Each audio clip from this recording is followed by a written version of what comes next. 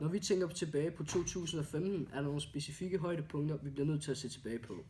En af 2015's specielle begivenheder, som helt klart kommer langt op i skalaen hos Laura, er sejren til Midtjysk Julecup. Den talentfulde stregspiller og hendes lige så dygtige medspillere formåede at vinde en prestigefyldt turnering. På 7 kampe nættede de unge talenter intet mindre end 149 gange, hvilket gjorde dem til turneringens klart mest scorende hold. De unge piger med drømmen om professionel håndbold havde endnu en gang vist Danmark deres store potentiale. Christians bedste oplevelse var uden tvivl turen til London. En konfirmationsgave fra hans forældre blev indviet den 6. november, da han tog afsted mod England. En uforglemmelig tur, hvor de fleste af Londons seværdigheder blev betragtet og beundret. Men turens højdepunkt faldt den 8. november ved 13-tiden, da han kunne sætte sig ned i Princeton-linjen ved Empire Stadium. Ikke bare en vis som helst kamp, han skulle opleve helt fra nær hold. Kampen var rivalerne mod fra Tottenham. Det var North London derby, selvom han kunne have ønsket, at resultatet var bedre i Arsenals favør. Det var stadig 2015's helt klart bedste oplevelse for Christian. 2015 var året, hvor de skrækkelige angreb i Paris fik frygten til at blusse op i os danskere. Terroren var nødt til os. Og ikke bare hele Danmark, men hele verden viste sin sympati for Frankrig.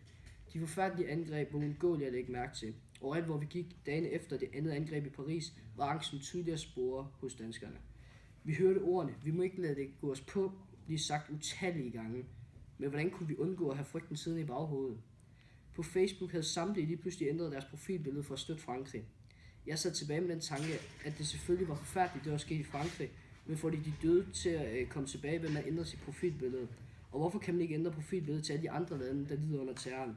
Medierne gjorde en for stor betydning ud af det, hvilket også gjorde, at frygten dykkede op i os danskere, hver især.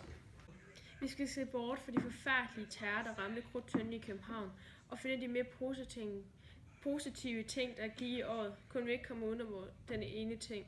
Vores højt elskede dronning fyldte 75. En tro rollemodel for de fleste danskere er efterhånden ved at være oppe i årene, men vi og næsten hele befolkningen er stadig beundret over vores dronning kvikke tænkegang. Det er svært at sætte en finger på noget, at det hun foretager sig. Vi mener, at Danmark under dronning Margrethe er svært at forestille sig. Men der går nok ikke mange år, før det bliver en realitet, at der kommer en ny til at overtage tronen.